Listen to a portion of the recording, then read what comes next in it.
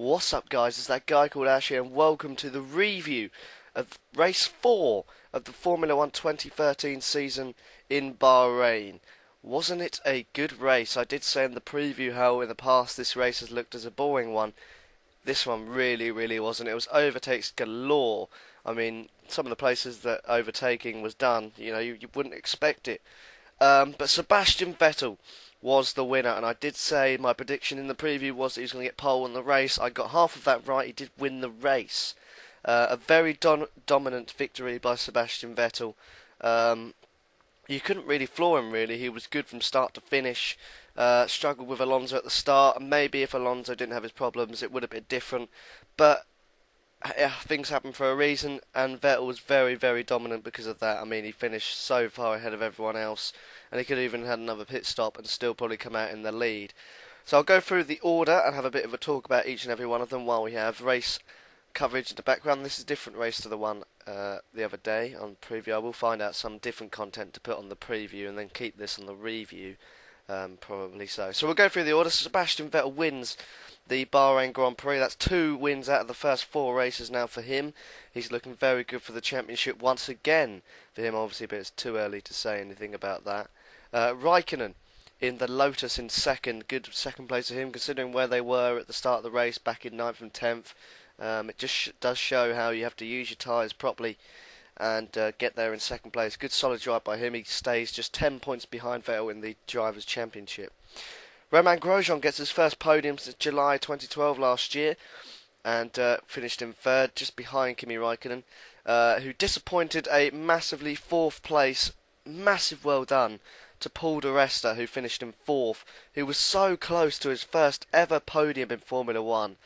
But he was caught out by Grosjean in the last few laps. He was catching up fast. The 2-stop strategy di Resta is blaming for the team's 2-stop strategy that they did. He blames that for him not getting his podium. If he had 3 stops, would he have got that podium? Would he got even close? Comment in the comments description below. Just tell me what you think about this race as well. So di Resta finishes in 4th. A very solid 5th for Lewis Hamilton, considering he had such a bad start.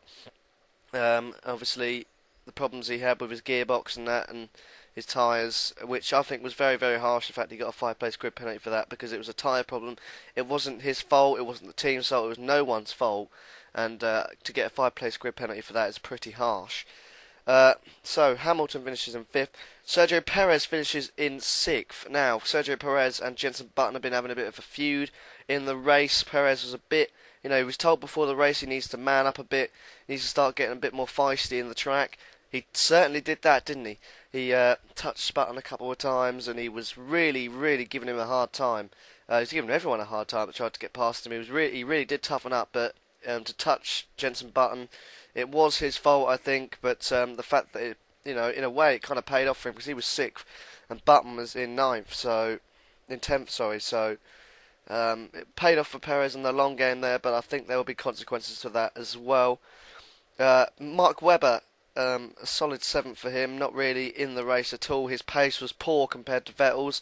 Again, that questions, doesn't it, the number 1 driver being Vettel and Webber being second, number 2 driver.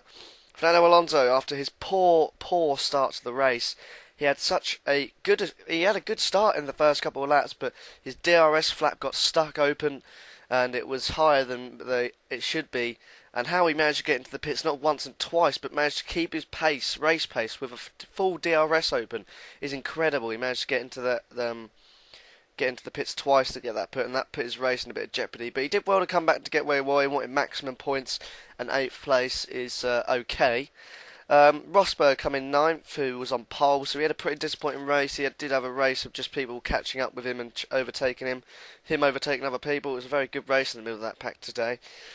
Jenson Button finishing in 10th, just getting the 1 point there. So both McLarens finishing in the points, which is progress from McLaren, but I think they will get better. So I'll go through. We've gone through the top 10 and been through all the other stuff.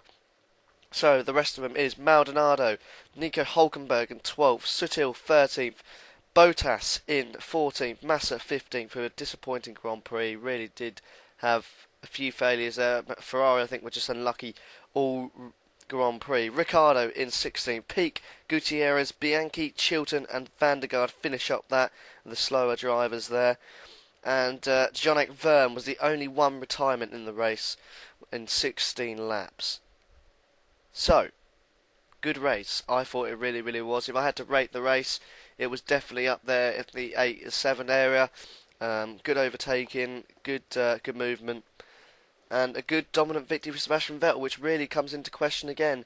The Ferrari is the Red Bull, is the team to beat. That is what the Ferraris, the Mercedes, the McLarens eventually, the Lotus will have to pull in to try and beat this Red Bull. Sebastian Vettel's Red Bull. I mean, Mark Webber couldn't finish down in 7th from that, but Vettel just seems as when he's in first place, he just takes off and goes into his own little race against himself, really. And a very good race win for Sebastian Vettel, so he'll take that into Catalonia in 3 weeks' time. So the Thursday before the Spanish Grand Prix in Catalonia, we will be seeing a preview, hopefully with some sort of different content there, and then we'll have the race review on the Sunday or Monday. Sorry, this is out on the Monday, but I was at work last night just after the race. I literally saw Vettel cross the line and I had to shoot off to work and didn't have enough time to get this done. So it doesn't really matter, it's out today. Hope you enjoy the video, guys. I will keep doing it. Starting this week, Ducks on Tractors is on its way. It's a group channel with me and my friends.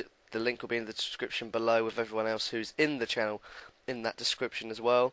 Please go and subscribe to them. They're a great bunch of people, and also my best friends. So yes, Ducks and Tractors will be up soon. I'm still trying to think what my series in that will be, but I know a series for this channel that is coming out this week, which is F1 Career Mode series, as Toro Rosso. I did start with Force India with my first video on this channel, but changed it to Toro Rosso. So everything looking good there. Thank you for watching this video. I've been that guy called Ash. Thank you very much for watching.